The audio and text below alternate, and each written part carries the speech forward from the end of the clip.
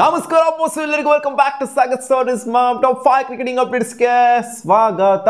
ಮೊದಲನೇ ಅಪ್ಡೇಟ್ಗೆ ಹೋಗ್ಬಿಡೋಣ straight away without making delay. ನಮ್ಮ RCB ಬಗ್ಗೆ ಅಂಬತ್ತಿ ರಾಯುಡು ಅವರು ಮಾತಾಡಿದ್ದಾರೆ. ಡೆಫಿನೆಟ್ಲಿ RCB ಒಂದಲ್ಲ ಒಂದು ದಿನ ಒನ್ ಫೈನ್ ಇಯರ್ ಕಪ್ನ ಹೊಡೆದೇ ಹೊಡಿತಾರೆ. ಅದೆಲ್ಲರಿಗೂ ಗೊತ್ತಿರುವಂಥ ವಿಚಾರ. ಅದು ಯಾವ ಇಯರ್ ಹೊಡಿತಾರೆ ಅಂತ ಗೊತ್ತಿಲ್ಲ, ಒಟ್ಟಲ್ಲಿ ಹೊಡೆದೇ ಹೊಡಿತಾರೆ. ನಾನು ಅನ್ಕೊಂತೀನಿ ಆ ಇಯರು ಬರದೇ ಇರಲಿ ಅಂತ ರಾಯುಡು ಅವರು ಹೇಳಿದ್ದಾರೆ. ಸೊ ಏನೋ ಅವ್ರು ಹೇಳೋದು ನೋಡ್ಬಿಟ್ಟು ಏನೋ ಫುಲ್ ಸ್ಟಾರ್ಟಿಂಗಲ್ಲಿ ಡೆಫಿನೆಟ್ಲಿ RCB ಕಪ್ ಹೊಡೆದ್ಬಿಡ್ತದೆ ಒಂದಲ್ಲ ಒಂದು ಇಯರ್ ಅಂತ ಹೇಳಿ ಏನೋ RCB ಬಗ್ಗೆ ಪಾಸಿಟಿವ್ ಆಗಿ ಮಾತಾಡ್ತಾರೆ ಅಂತ ಅನ್ಕೊಬೇಕು. ಆಮೇಲೆ ಆ ಇಯರ್ ಬರದೇ ಇರಲಿ ಅಂತ ಇವ್ರು ಬೇಡ್ಕೊಂತೀನಿ ಅಂತ ಹೇಳಿದಲ್ಲ. ಸೊ ಎಂಥ ಕ್ರೆಂಜು ಗುರು ರಾಯುಡು. ಉಗಿಬಾರ್ದು RCB ಫ್ಯಾನ್ಸ್ಗಳು ರಾಯುಡಿಗೆ. ಇಷ್ಟು ವರ್ಷ 18 ವರ್ಷ ಕಾಯ್ಕೊಂಡು ಕೂತ್ಕೊಂಡಿದ್ದಾರೆ RCB ಫ್ಯಾನ್ಸ್ಗಳು. ಏನು ಗುರಿ ರಾಯುಡಿಗೆ? RCB ಕಂಡ್ರೆ ಏನು ಉರಿ ಅಂತ ಗೊತ್ತಾಗ್ತಿಲ್ಲ. RCB ಫ್ಯಾನ್ಸ್ ಕಂಡ್ರೆ ಊರಿನ, RCBನೇ ಕಂಡ್ರೆ ಊರಿನ. ಸರಿಯಾಗಿ ಉರಿಸ್ತಾರೆ RCB ಫ್ಯಾನ್ಸ್ಗಳಂತ. ಇಕ್ಕ ಮುಕ್ಕ ಹಾಕೊಂಡು ರುಬಾಡ್ತಾರೆ. ಇನ್ಸ್ಟಾಗ್ರಾಮ್ ಹಾಕೊಂಡು ಎಲ್ಲ ಕಡೆ ಟ್ವಿಟರ್ ಗಿಟ್ರ್ ಎಲ್ಲ ಕಡೆ ಉರ್ಸಾಡ್ತಾರೆ ಹಂಗೇನೇ. ಸೊ ಅದಕ್ಕೋಸ್ಕರ ಇವ್ರಿಗೆ RCB ಕಂಡ್ರೆ ಊರಿನ ಅಥವಾ ಮುಂಚೆಯಿಂದನೂ ಊರಿನ. ನನ್ನ ಪ್ರಕಾರ ಮುಂಚೆಯಿಂದನೂ ಊರಿ RCB ಕಂಡ್ರೆ. ಅದಕ್ಕೋಸ್ಕರನೇ ಈ ಥರ ಸ್ಟೇಟ್ಮೆಂಟ್ಗಳನ್ನ ಪಾಸ್ ಮಾಡ್ತಿರ್ತಾರೆ. ನೀವೇನು ಹೇಳ್ತೀರಾ ರಾಯುಡು ಬಗ್ಗೆ? ಕಾಮೆಂಟ್ ಸೆಕ್ಷನ್ ಕಾಮೆಂಟ್ ಮಾಡಿ. ಅಪ್ಡೇಟ್ ನಂಬರ್ 2, ಮ್ಯಾಚ್ ಎಲ್ಲ ಗೆದ್ದಾದ್ಮೇಲೆ ರೋಹಿತ್ ಶರ್ಮಾ ಅವರು ಶ್ರೇಯಸ್ ಅಯ್ಯರ್ ಬಗ್ಗೆ ಮಾತಾಡ್ತಾರೆ. ಶ್ರೇಯಸ್ ಅಯ್ಯರ್ನ ಪಾತ್ರ ಈ ಚಾಂಪಿಯನ್ಸ್ ಟ್ರೋಫಿಲಿ ಸಿಕ್ಕಾಪಟ್ಟೆ ಕ್ರೂಷಿಯಲ್ ಆಗಿತ್ತು. ಹೈಯೆಸ್ಟ್ ರನ್ ಗೆಟರು ಈ ಚಾಂಪಿಯನ್ಸ್ ಟ್ರೋಫಿಲಿ ಇಂಡಿಯಾ ಪರವಾಗಿ ಶ್ರೇಯಸ್ ಅಯ್ಯರು. ಫೈನಲ್ ಕೂಡ ಆಡಿಸ್ತಾನೆ.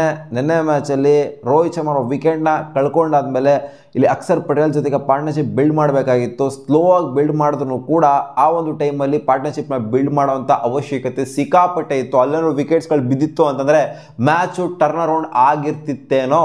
So Shreyas Iyer silent hero, ಸೈಲೆಂಟಾಗಿ ಕೆಲಸ ಮಾಡಿದ್ರೆ ಈ ಒಂದು ಟೂರ್ನಮೆಂಟಲ್ಲಿ ಅಂತ ಹೇಳಿದರೆ. ಸೊ ಹಂಗೆ ನೋಡೋಕೆ ಹೋಯ್ತು ಅಂದರೆ ಒಂದೊಂದು ಮ್ಯಾಚ್ ಜೋರಾಗಿ ಕೆಲಸ ಮಾಡಿದರೆ, ಈ ಮ್ಯಾಚು ಅಂದರೆ ಲಾಸ್ಟ್ ಮ್ಯಾಚು ಸೈಲೆಂಟಾಗಿ ಕೆಲಸ ಮಾಡಿದರೆ. ಸೊ ಅದಕ್ಕೋಸ್ಕರ ಸೈಲೆಂಟ್ ಹೀರೋ ಅನ್ನೋ ಒಂದು ಟರ್ಮ್ನ ರೋಹಿತ್ ಶರ್ಮಾ ಅವರು ಶ್ರೇಯಸ್ ಅಯ್ಯರ್ಗೆ ಕೊಟ್ಟಿದ್ದಾರೆ. ಅಪ್ಡೇಟ್ ನಂಬರ್ 3, ಚಾಲಣ್ಣ ಅವರು ನೆನ್ನೆ ಯಾವುದೋ ಹುಡುಗಿನ ಹಾಕೊಂಡು ಬಂದಿದ್ರು ಮ್ಯಾಚ್ ನೋಡೋದಕ್ಕೆ, ಫೈನಲ್ಸ್ ನೋಡೋದಕ್ಕೆ. ಎಲ್ಲ ಕ್ಯೂರಿಯಾಸಿಟಿ ಇವಾಗ ವಿಪರೀತವಾಗಿ ಆಗ್ಬಿಟ್ಟೈತೆ. ಯಾರು ಈ ಹುಡುಗಿ, ಯಾರು ಈ ಹುಡುಗಿ ಅಂತ. ಏನು ಹೊಸ ಒಂದು ಕನೆಕ್ಷನ್ ಬಿಲ್ಡ್ ಮಾಡೋಕ್ಕೆ ಏನಾರು ಟ್ರೈ ಮಾಡ್ತಾರ ಚಾಲಣ್ಣ ಅಂತ? ಹಳೆ ಕನೆಕ್ಷನ್ ಡಮಾರ್ ಆಗಿದ್ದಾಯ್ತು, ಡೈವರ್ಸ್ ಎಲ್ಲ ಇನ್ನೇನು ಆಗುವಂಥ ಹಂತದಲ್ಲಿದೆ. ಸೊ ಅಷ್ಟ್ರಲ್ಲಿ ಒಂದು ಕ್ಯಾಚ್ ಹಾಕಬಿಟ್ರ ಲಬಕ್ ಅಂತ ಹಾಕವ್ರೆ. ಸಗತ್ತಾಗಿರೋದನ್ನೇ ಹಾಕವ್ರೆ. ಇದು ಏನಾಗುತ್ತೆ, ಮತ್ತೊಂದು 60 ಕೋಟಿ ಇವಾಗ ರ್ಯೂಮರ್ ಸ್ಪ್ರೆಡ್ ಆಗ್ತಿರೋದೇನು ಅಂದರೆ 60 ಕೋಟಿ ಕೊಡಬೇಕು ಚಾಲ್ ಅವರು ಅವ್ರಿಗೆ ಅಂತ ಮಾತುಕತೆ ಆಗ್ತಿದೆ.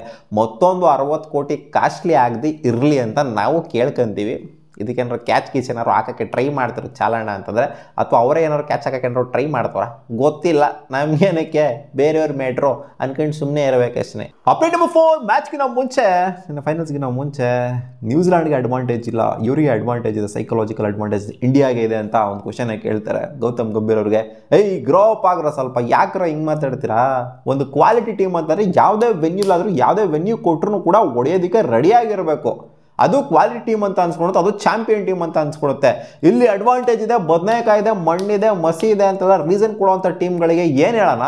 ಇವಾಗ ನ್ಯೂಜಿಲ್ಯಾಂಡ್ ಟೀಮೇ ಆಗಿರಲಿ, ಪಾಕಿಸ್ತಾನ ಟೀಮೇ ಆಗಿರಲಿ, ಯಾವುದೇ ಟೀಮ್ ಆಗಿರಲಿ, ಇಲ್ಲಿ ಬಂದ್ಬಿಟ್ಟು ಗೆಲ್ಲಕ್ಕಾಗಲ್ಲ ಅಂತ ಮುಂಚೆನೇ ಅವ್ರು ಹೇಳ್ತಾ ಇದ್ದಾರೆ ಅಂತಂದರೆ ಇದು ಚಾಂಪಿಯನ್ ಟೀಮ್ ಅಂತ ಹೆಂಗೆ ಒಪ್ಪೋಣ ನಾವು? ಅಂದರೆ ನ್ಯೂಜಿಲ್ಯಾಂಡ್ ಟೀಮ್ಗೆ ಹೇಳಿದ್ರು ಅಂತ ಅನ್ಕೊಳ್ಳಿ.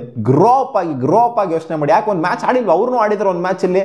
ನಾವು ಒಂದು 3 ಮ್ಯಾಚ್ ಎಕ್ಸ್ಟ್ರಾ ಆಡಿದ್ದೀವಿ ಅಷ್ಟೇ. ಅವರು ಒಂದು ಮ್ಯಾಚ್ ಆಡಿದ್ರೆ ತಾನೇ ಇಲ್ಲಿ ಅವ್ರಿಗೂ ಅಡ್ವಾಂಟೇಜ್ ಅಂತ ಹೇಳ್ಬೋದಲ್ಲ ನೀವು ಅಂತ ಹೇಳಿದ್ದಾರೆ. ಈ ಕಡೆ ಮೊಹಮ್ಮದ್ ಶಮಿ ಇದ್ದಾರೆ, ಹೌದು ಗುರು 4 ಮ್ಯಾಚ್ ಸಖತ್ತಾಗಿ ಆಡಿದ್ದೀವಿ. ಇಲ್ಲಿ ಸೈಕಲಾಜಿಕಲ್ ಅಡ್ವಾಂಟೇಜ್ ನಮಗೆ ಖಂಡಿತ ಇದೆ. ನಮಗೆ ಯಾಕೆ ಅಂತಂದರೆ ನಾವು ಇಲ್ಲಿ ಕಂಡೀಷನ್ ಸಿಕ್ಕಾಪಟ್ಟೆ ಅರ್ಥ ಮಾಡ್ಕೊಂಡ್ಬಿಟ್ಟಿದ್ದೀವಿ, ಅಡಾಪ್ಟ್ ಆಗೋಗ್ಬಿಟ್ಟಿದ್ದೀವಿ, ಅದರಿಂದ ನಮ್ಗೆ ಅಡ್ವಾಂಟೇಜ್ ಇದೆ ಅಂತ ಹೇಳ್ತಾರೆ.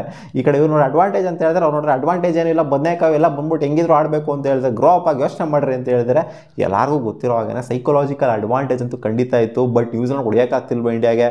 ಖಂಡಿತ ಆ ಥರ ಎಲ್ಲ ಏನಿರಲಿಲ್ಲ ಗುರು. ಸೀನು ಹೊಡಿಯೋಕೆ ಆಗ್ತಾ ಇತ್ತು, ಯಾಕಂದರೆ ಅವರು ಕೂಡ ಒಂದು ಮ್ಯಾಚ್ ಆಡಿದ್ರು. ಇಲ್ಲಿ ಗೊತ್ತಿತ್ತು ಅವ್ರಿಗೆ ಕಂಡೀಷನ್ ಯಾವ ಥರ ಬಿಹೇವ್ ಆಗುತ್ತೆ ಅಂತ.